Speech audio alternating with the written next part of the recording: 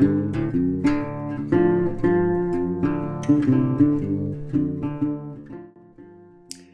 there, my name is Patrick Ness. I am the author of, among other things, the Chaos Walking Trilogy and A Monster Calls and More Than This.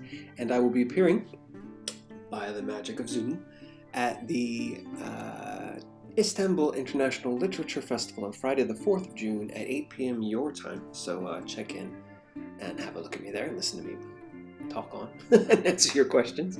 And in the meantime, my publishers, my lovely Turkish publishers, İTEF, have asked me to answer some questions for them in advance of the book festival. So here are their questions and here are my answers. Well, I don't know, isn't that spoiling? Wouldn't I be giving away a lot? I mean, there are definitely differences because a movie is definitely not a book. It's much shorter for one thing, but yeah, I don't think I can answer that. I think you'll have to check out the movie and see for yourself, but read the books first. Honestly, Chaos Walking is set in a world where everyone can hear what everyone else is thinking all the time. And to me, that feels a lot like social media and the way that we've all connected via the internet, including, a call like this, a video like this. And so I thought, well, if we're already sharing a lot of stuff, then what if we had no choice but to share everything?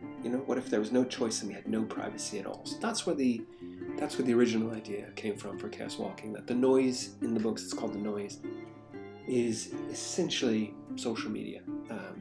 So yeah, that's where it came from. And then a whole bunch of other ideas stuck onto that and the way the books work. They're never just one idea, there's always a zillion.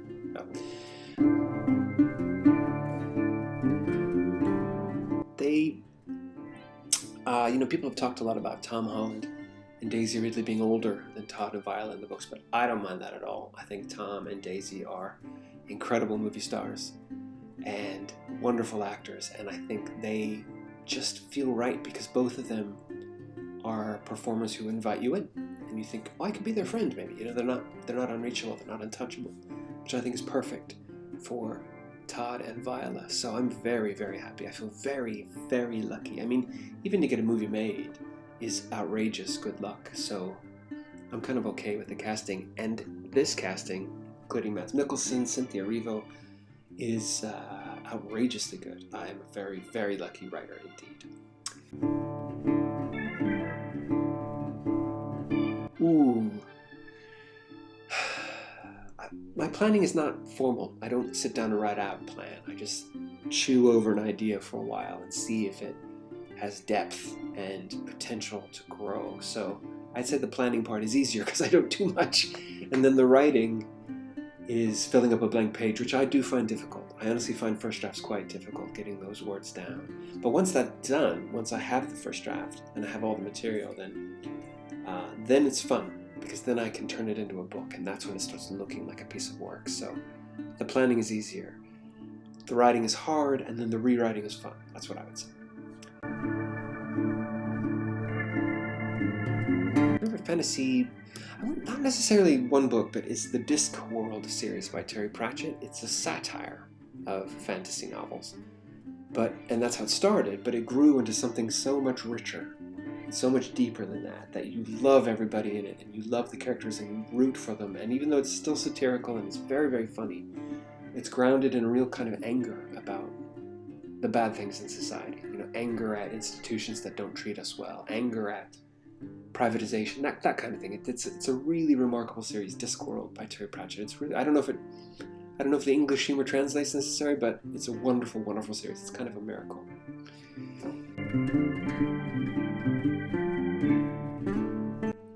I always wanted to write a book or story or something about being the last person alive on the planet. That sounds, it's like a classic science fiction plot. But, it's a premise. It's not a story. You need a lot more than just that to write a book. So I held on to that idea until I realized what a wonderful and powerful metaphor it is for the isolated feeling you feel when you're a teenager, because you have to step away from your family for the first time. You have to step away from the things you've been taught for the first time. And that's necessary. We have to go through it. But it's lonely. And so what a great metaphor for that. So that's where More Than This came from. I really like More Than This. It's one of my little special in my heart, I think. More Than This. Well, okay, one, I would never prefer to be in that universe. I think it'd be a nightmare. But also, the ask or torturers. Why would I ever be on the side of a torturer? And that I think is one of the great lessons on life. Never ever be on the side of anyone who tortures anybody. If you are on the side of somebody who tortures, you are on the wrong side. So I would have to say the answer, but also I wouldn't want to be there at all. Something to read, not visit.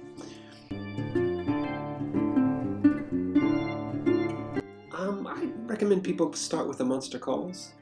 It's short, so it's not a huge investment of time. And also, I'm not the only one in it. It was, the idea of another author who passed away named Siobhan Dowd, so she's in the book.